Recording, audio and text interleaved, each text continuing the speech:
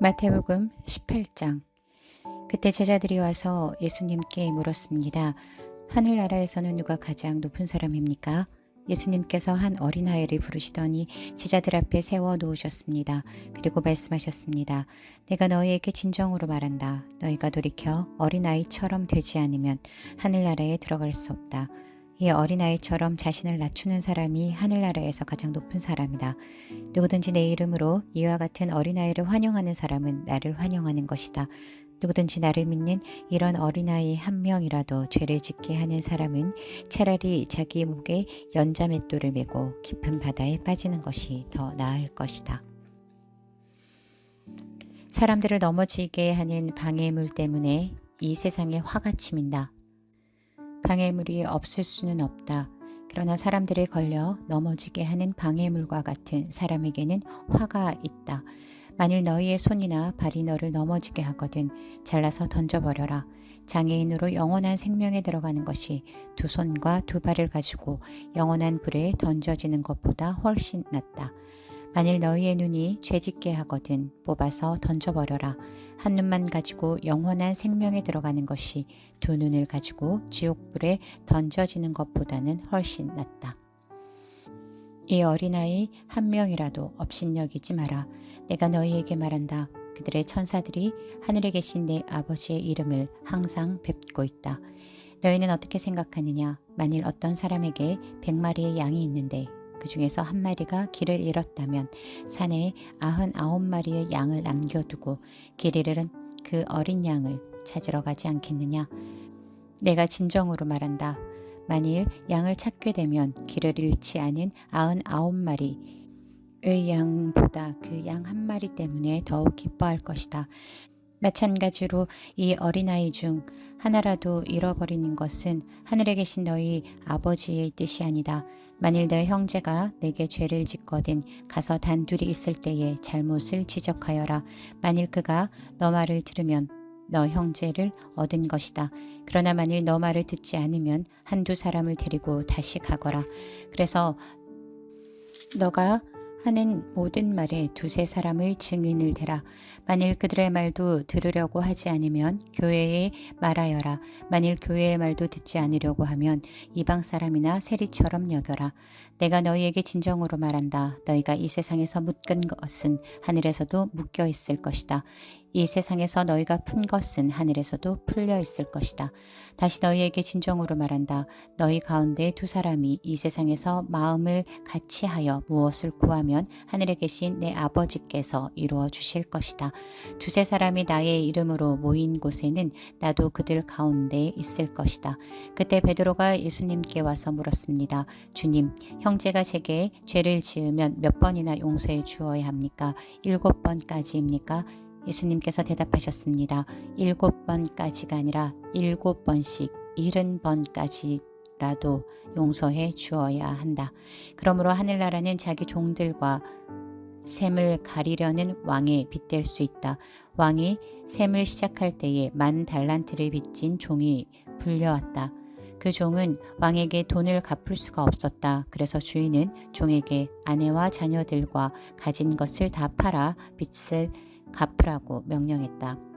종은 주인의 무릎 아래 엎드려 빌었다. 기다려 주십시오. 제가 모든 것을 갚겠습니다. 주인은 그 종을 불쌍히 여기고 풀어주며 빚을 없던 것으로 해 주었다. 그런데 그 종이 나가서 자기에게 100데나리온을 빚진 동료를 만났다. 그는 동료의 멱살을 잡고 말했다. 나에게 빌린 돈을 어서 갚아라. 동료는 그 종의 무릎 아래 엎드려 빌었다. 기다려주게. 내가 모든 것을 갚겠네. 그러나 그 종은 들어주지 않았다. 가서 동료를 감옥에 넣고 자기에게 빚진 것을 다 갚을 때까지 갇혀 있게 하였다. 다른 동료들이 이 광경을 보고 매우 딱하게 여겨 주인에게 가서 일어난 일을 자세히 말씀드렸다. 그러자 주인이 그 종을 불러 말했다. 이 악한 종아, 너가 나에게 빌기에 내가 너 모든 빚을 없던 것으로 해주었다. 내가 내게 자비를 베풀었던 것처럼 너도 너 동료에게 자비를 베풀어야 하지 않느냐. 그 주인은 매우 화가 나서 그 종을 감옥에 넣고 자기에게 빚진 것을 다 갚을 때까지 감옥에 있게 하였다.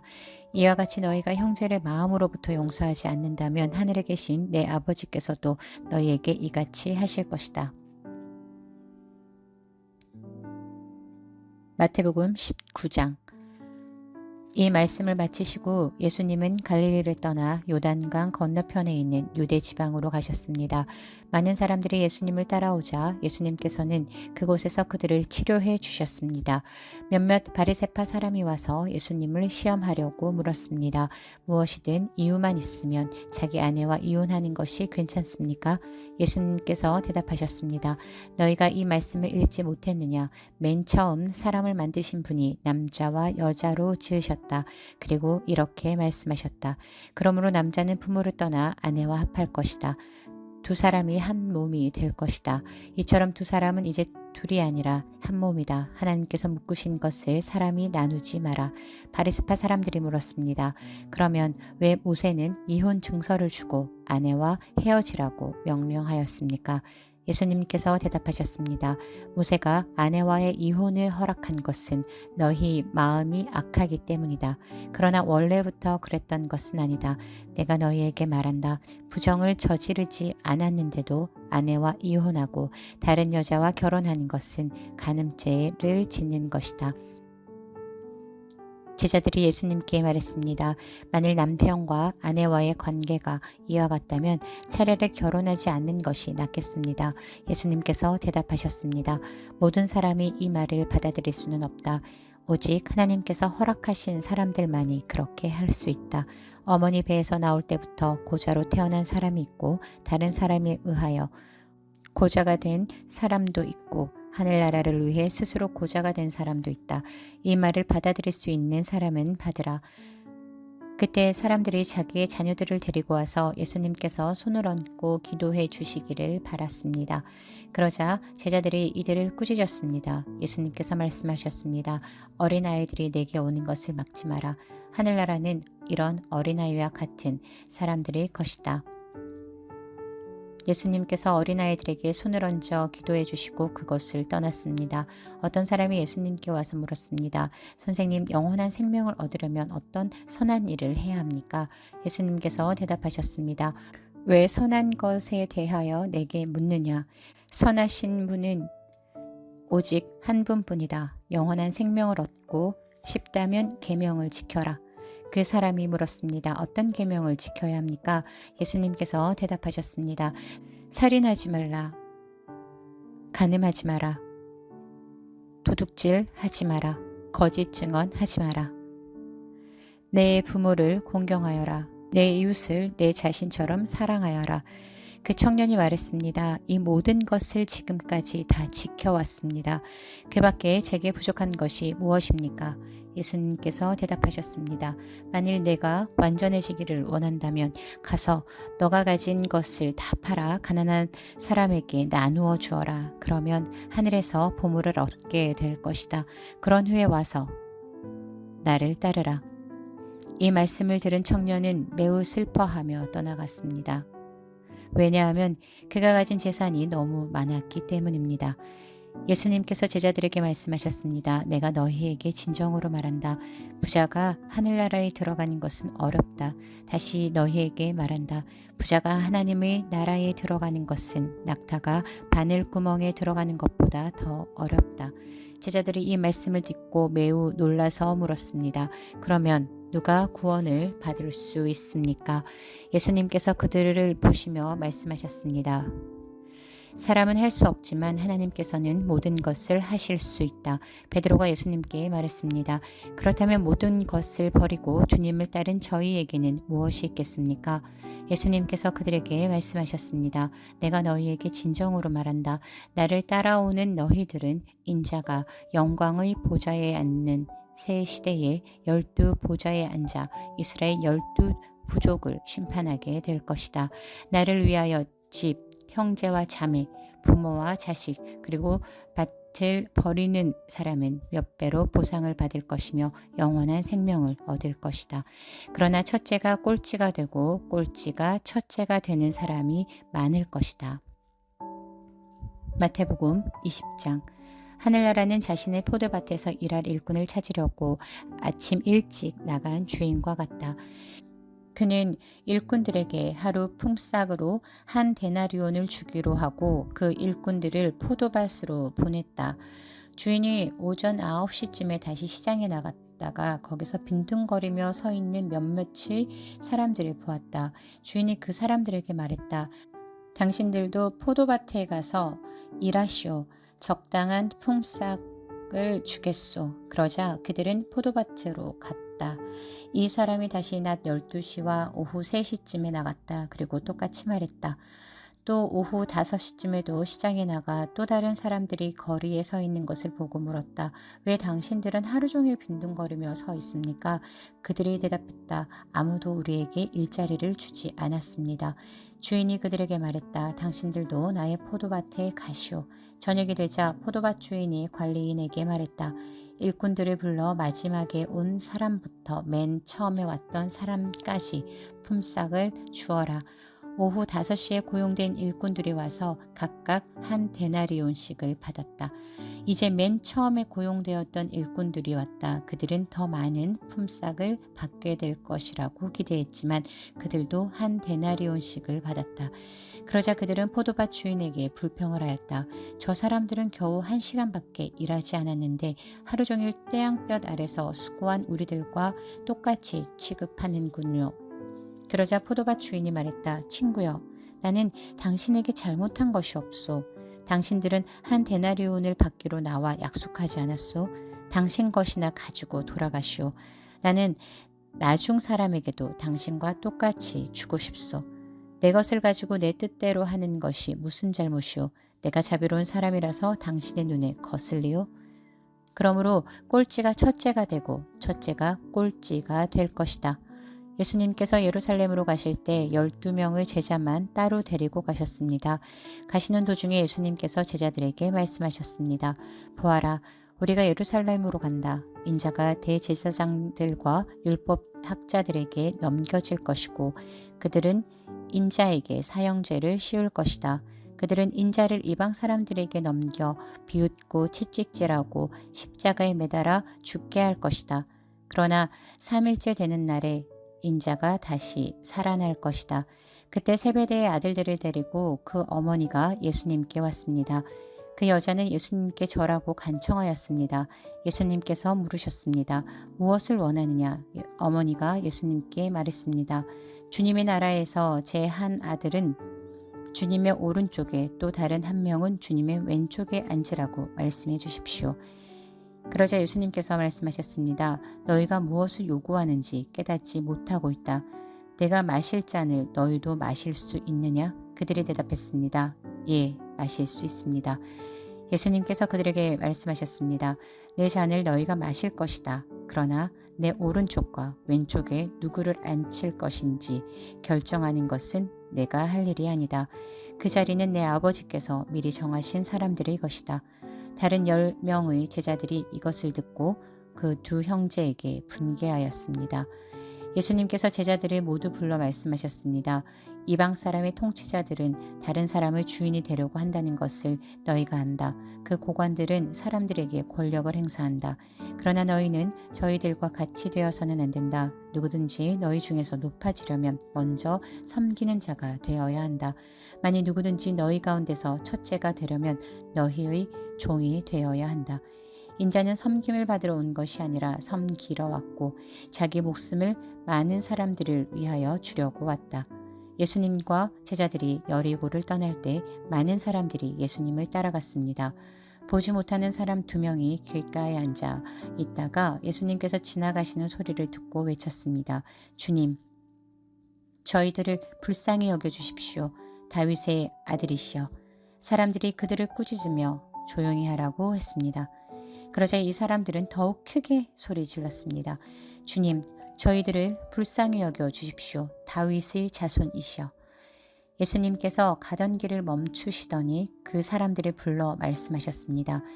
내가 너희에게 무엇을 해주길 원하느냐? 그들이 대답했습니다. 주님, 눈을 뜨기를 원합니다. 예수님께서 그 보지 못하는 사람들을 불쌍히 여기시고 그들의 눈을 만지셨습니다. 그 즉시 그들은 시력을 회복하였습니다. 그리고 나서 그들은 예수님을 따랐습니다. 마태복음 21장. 예수님과 제자들이 예루살렘에 가까이 오시다가 올리브산 기슭에 있는 벳바게라는 곳에 이르렀습니다. 예수님께서는 거기서 2명의 제자들을 마을로 보내셨습니다. 예수님께서 말씀하셨습니다. 너희는 맞은편 마을로 들어가거라. 그러면 당나귀 한 마리가 새끼와 함께 묶여 있는 것을 발견할 것이다. 그 당나귀를 풀어서 나에게 가져오너라. 만일 누가 너희에게 무슨 말을 하거든 주님이 필요하시답니다. 라고 하여라. 그러면 즉시 내어줄 것이다. 이것은 예언자가 말한 것을 이루려고 하신 것이었습니다. 시온의 딸에게 말하여라. 보아라. 내 왕이 너에게로 오신다. 그는 겸손하여 당나귀를 탔는데 어린 당나귀 곧 나귀 새끼를 타고 오신다. 2 제자들이 가서 예수님께서 지시하신 그대로 했습니다. 그들은 당나귀와 그 새끼를 데리고 와서 그 등에 자기들의 옷을 깔았습니다. 예수님께서는 그 위에 앉으셨습니다. 수많은 사람들이 자기 옷을 벗어 길에 깔았고 나뭇가지를 잘라 똑같이 했습니다. 예수님의 앞 뒤에서 따라가던 사람들이 소리쳤습니다. 다윗의 아들에게 호산나. 주님의 이름으로 오시는 분이 복되도다. 높은 곳에서 호산나. 예수님께서 예루살렘으로 들어가셨을 때 온 도시는 흥분으로 가득 찼습니다. 사람들이 물었습니다. 이 사람이 누구냐? 사람들이 대답했습니다. 이 사람은 갈릴리 나사렛 출신의 예수라는 예언자입니다. 예수님께서 성전에 들어가셨습니다. 예수님께서는 성전에서 사고 파는 사람들을 모두 내쫓으시며 돈 바꾸어 주는 사람들의 책상과 비둘기 파는 사람들의 의자를 둘러 엎으셨습니다. 그리고 사람들에게 말씀하셨습니다. 내 집은 기도하는 집이라 불릴 것이다. 라고 성경에 기록되어 있는데 너희는 오히려 강도들의 소굴로 바꾸어 버렸다. 성전에서 보지 못하는 사람들과 다리를 저는 사람들이 예수님께 오자 예수님께서는 그들을 고쳐 주셨습니다. 대제사장들과 율법학자들이 예수님께서 하신 여러 가지 놀라운 일들과 다윗의 자손에게 호산나라고 외치는 아이들을 보았습니다. 그들은 매우 화가 났습니다. 그래서 예수님께 말했습니다. 이 어린이들이 말하는 것이 들립니까? 예수님께서 대답하셨습니다. 그렇다. 너희는 성경에서 읽지 못하였느냐? 어린이와 젖먹이들의 입으로 찬양을 준비하셨다. 예수님께서 그곳을 떠나 베단이라는 마을로 가셔서 거기서 밤을 보내셨습니다. 아침이 되어 예수님께서 예루살렘으로 돌아오실 때 몹시 시장하셨습니다. 마침 길 옆에 있는 무화과 나무 한 그루를 보시고 나무 곁으로 다가가셨습니다. 그러나 그 나무에는 잎사귀만 있을 뿐 열매는 보이지 않았습니다. 예수님께서 그 나무를 향해 말씀하셨습니다. 다시는 너가 열매를 맺지 못할 것이다. 그러자 즉시 나무가 말라버렸습니다. 이것을 본 제자들이 놀라서 물었습니다. 어떻게 무화과 나무가 그렇게 빨리 말라버렸습니까? 예수님께서 제자들에게 대답하셨습니다. 내가 너희에게 진정으로 말한다. 너희가 만일 의심하지 않고 믿기만 한다면 내가 이 나무에게 한 것을 너희도 할 수 있다. 그뿐 아니라 이 산더러 산아 들려서 바다에 떨어져라 하고 말하면 이것 역시 그대로 될 것이다. 너희가 믿고 기도로 구하는 것은 모두 받을 것이다. 예수님께서 성전에 오셔서 가르치실 때 대제사장과 백성들의 장로들이 와서 물었습니다. 당신은 무슨 권한으로 이런 일을 하는 것이오? 누가 당신에게 이런 권한을 주었소? 예수님께서 이들에게 대답하셨습니다. 나도 너희들에게 한 가지를 묻겠다. 만일 나에게 대답하면 내가 무슨 권한으로 이런 일을 하는지 말해주겠다. 요한의 세례가 하늘로부터 온 것이냐? 아니면 사람에게서 온 것이냐? 제사장들과 장로들이 서로 의논을 하였습니다.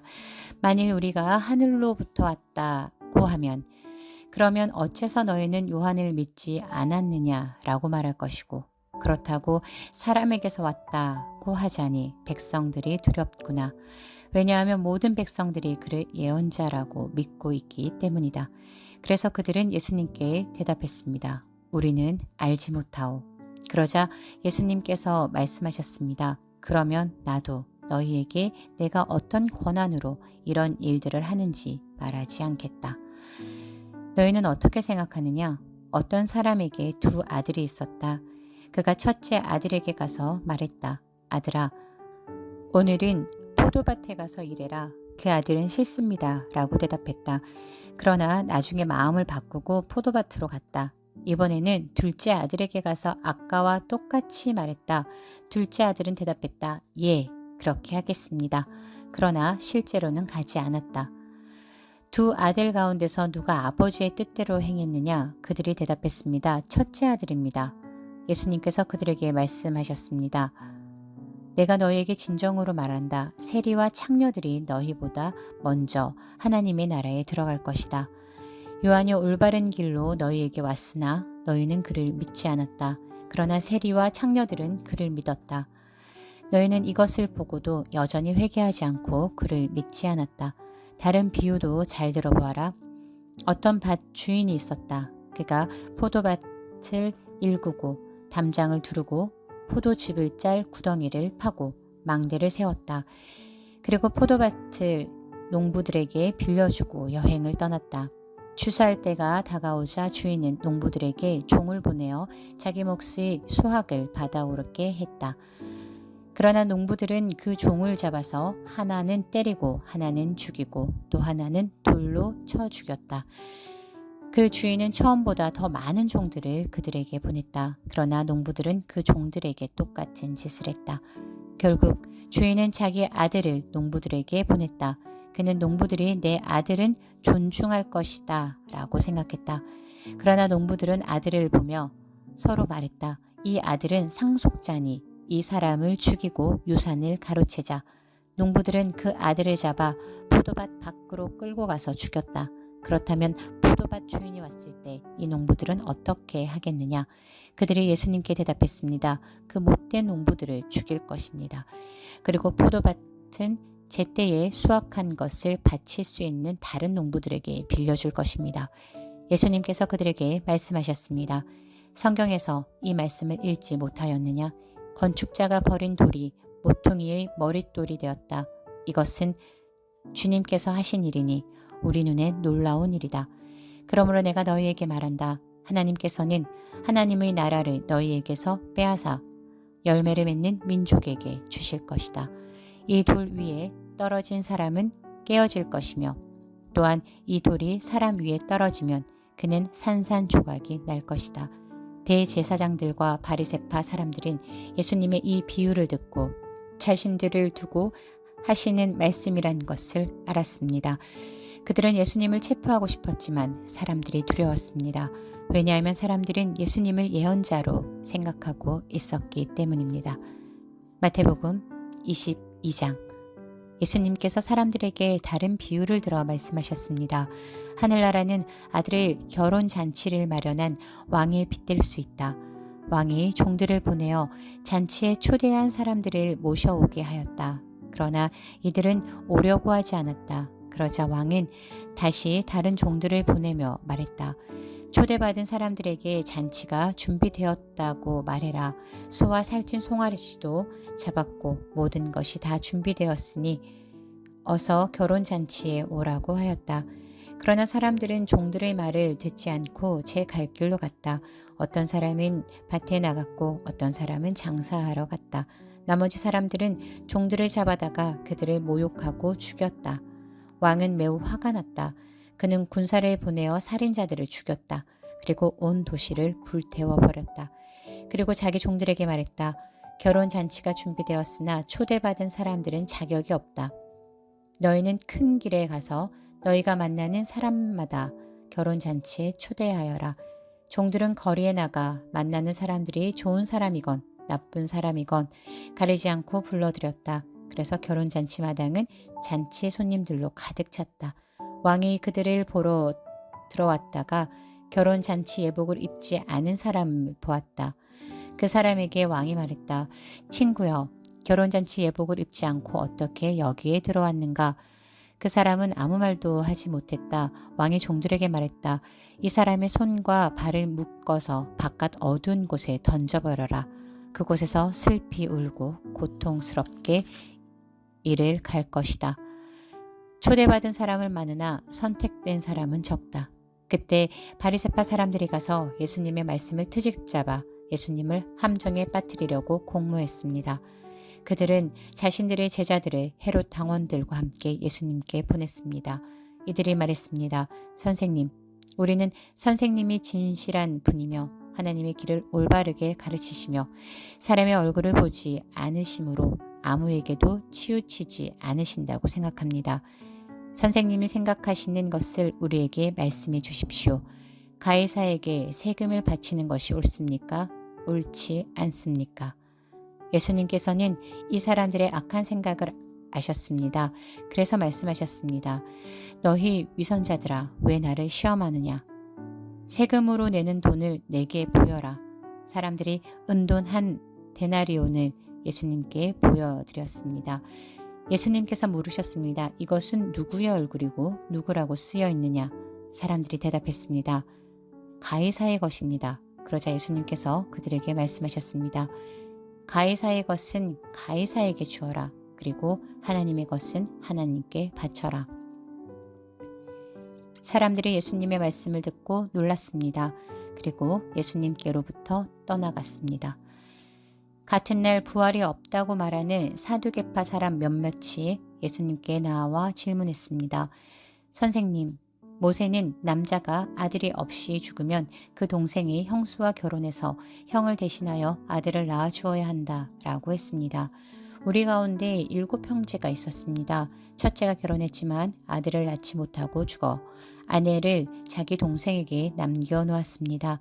그런데 둘째도 셋째도 그리고 7째까지 첫째와 똑같이 되었습니다. 결국엔 그 여자도 죽었습니다. 7 형제 모두가 이 여자를 아내로 맞아들였으니 부활 때에 이 여자는 이 7 형제 중에 누구의 아내가 되겠습니까? 예수님께서 이들에게 대답하셨습니다. 너희는 성경도 알지 못하고 하나님의 능력도 알지 못함으로 잘못 생각하고 있다. 부활할 때에는 누구도 장가가거나 시집가지 않으며 오직 사람들이 하늘에 있는 천사처럼 될 것이다. 죽은 자의 부활에 대해 말하자면 하나님께서 이렇게 말씀하신 것을 읽어보지 못했느냐? 나는 아브라함의 하나님, 이삭의 하나님, 야곱의 하나님이다. 하나님은 살아있는 사람들이 하나님이시지 죽은 사람들이 하나님이 아니시다. 사람들이 이 말씀을 듣고 예수님의 가르침에 놀랐습니다. 예수님께서 사두개파 사람들의 말문을 막으셨다는 소식을 바리새파 사람들이 듣고 함께 모였습니다. 그 가운데 율법의 전문가 한 사람이 예수님을 시험하려고 질문을 하였습니다. 선생님, 율법에서 어느 것이 가장 중요합니까? 예수님께서 그에게 말씀하셨습니다. 내 모든 마음과 모든 목숨과 모든 정성을 다해서 내 하나님을 사랑하여라. 이것이 가장 중요하고 우선되는 계명이다. 두 번째 계명은 너 이웃을 너 자신처럼 사랑하여라. 인데 이것도 첫째 계명과 똑같이 중요하다. 모든 율법과 예언자들의 말씀이 이 2 계명에서 나온 것이다. 바리새파 사람들이 함께 모여 있을 때 예수님께서 그들에게 질문하셨습니다. 너희는 그리스도에 대해서 어떻게 생각하느냐? 그가 누구의 자손이냐? 바리새파 사람들이 대답했습니다. 다윗의 자손입니다. 그러자 예수님께서 그들에게 말씀하셨습니다. 그러면 다윗이 성령의 감동을 받아 어찌 그리스도를 주님이라고 불렀겠느냐? 그는 여호와께서 내 주님에게 말씀하셨습니다. 내가 내 원수를 내 발 아래에 굴복시킬 때까지 너는 내 오른쪽에 앉아 있어라 하고 말하였다. 다윗이 이처럼 그리스도를 주님이라고 불렀는데 어떻게 그리스도가 다윗의 자손이 되느냐? 아무도 예수님께 한마디도 대답하지 못했습니다. 그 이후로 아무도 예수님께 감히 질문을 하려고 하지 않았습니다. 마태복음 23장. 그때 예수님께서 무리들과 제자들에게 말씀하셨습니다. 율법 학자들과 바리새파 사람들은 모세의 자리에 앉았다. 그러므로 너희는 그들이 말하는 것을 다 행하고 지켜라. 그러나 그들의 행동을 따라하지는 마라. 그들은 말만 하고 행하지는 않는다. 그들은 무거운 짐을 묶어 다른 사람들의 어깨에 올리지만 정작 자신들은 그 짐을 지기 위해 손가락 하나 움직이려고 하지 않는다. 그들은 다른 사람들에게 보이려고 모든 일을 한다. 그래서 말씀 상자를 크게 만들고 옷수를 길게 늘어뜨린다. 이들은 잔치에서 윗자리에 앉기를 좋아하고 회당에서 높은 자리에 앉기를 좋아한다.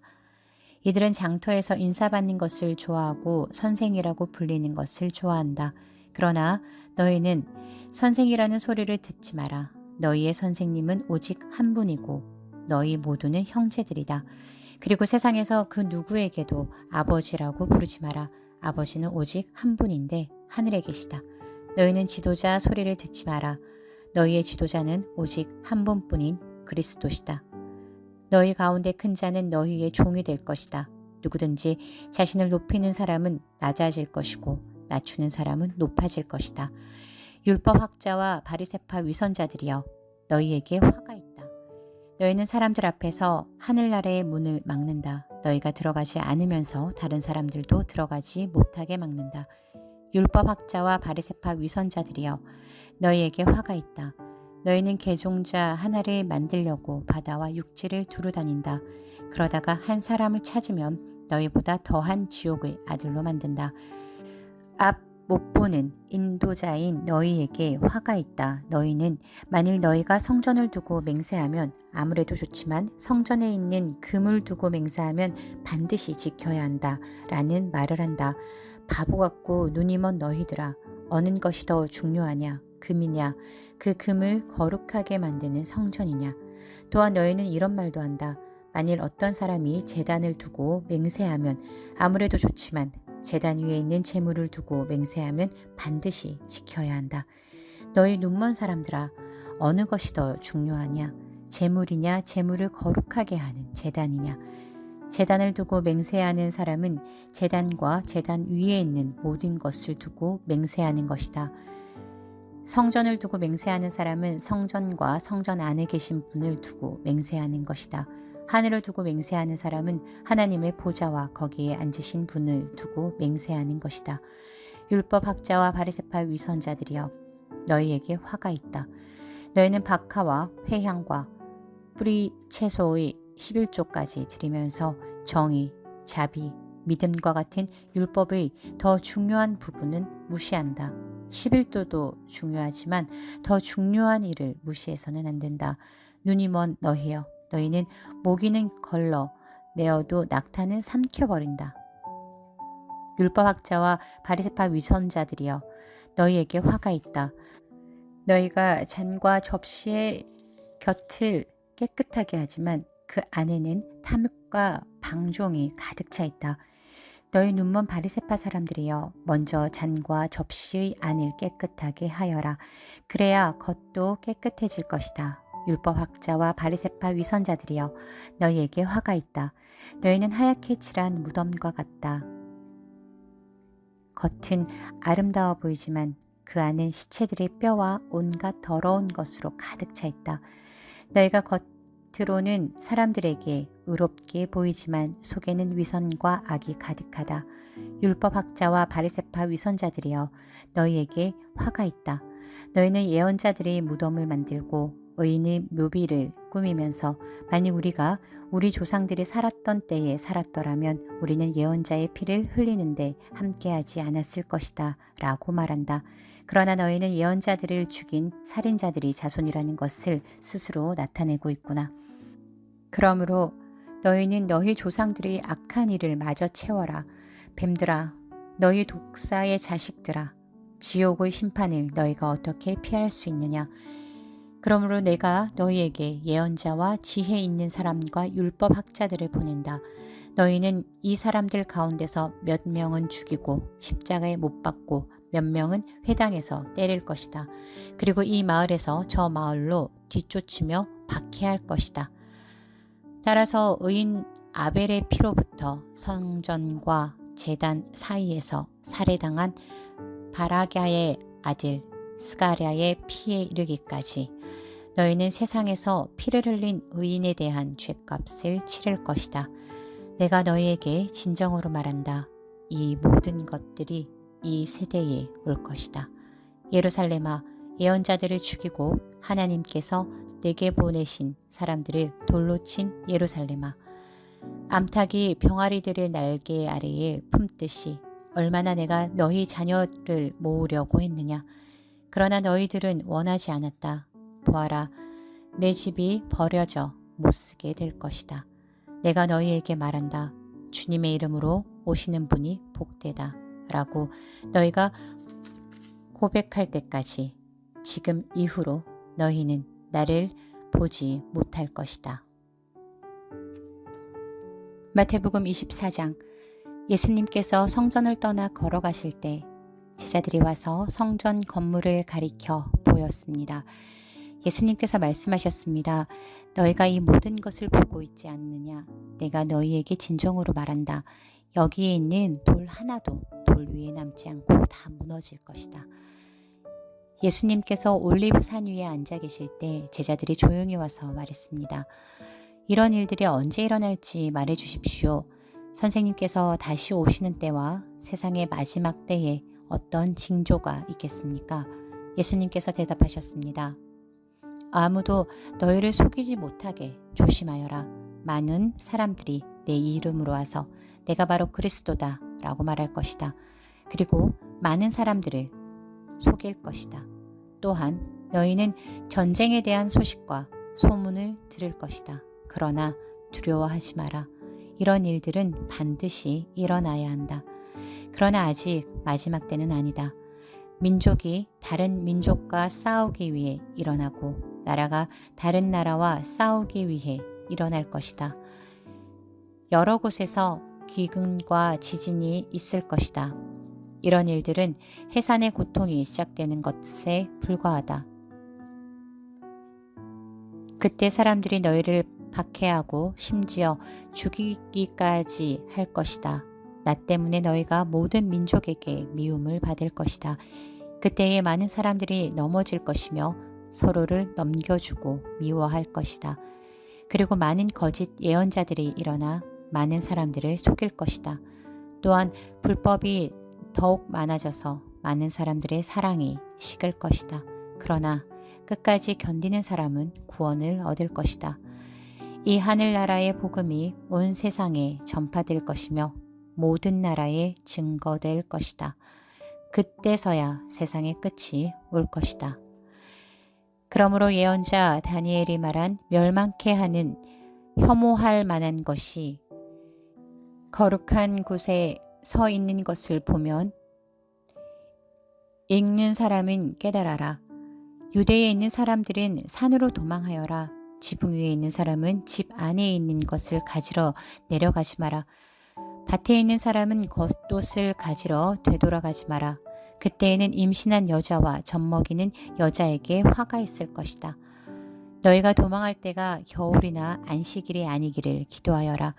그때에는 많은 어려움이 있을 것이기 때문이다. 세상이 생기고 나서 지금까지 이 같은 환난은 일어난 적이 없었고 이후로도 없을 것이다.